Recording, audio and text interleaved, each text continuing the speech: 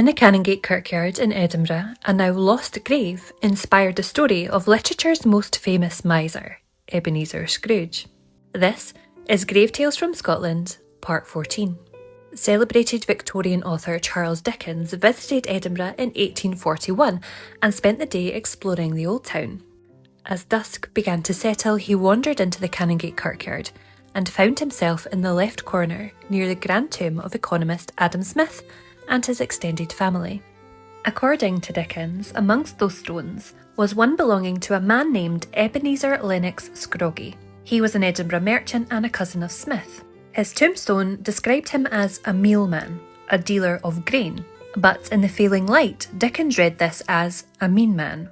In Victorian England, Scots were already stereotyped as tight-fisted, so maybe that prejudice had some influence on this mistake. He later wrote that he was struck by the idea of a man remembered for nothing except being mean. From that misunderstanding came the seed of a character he'd write 2 years later, Ebenezer Scrooge, the iconic and cold-hearted protagonist of his most famous and widely read work, A Christmas Carol. The real Scrooge was born in Kirkcaldy in 1792. He became a successful corn and wine merchant and supplied whisky to the Royal Navy and wine for King George IV's visit to Edinburgh.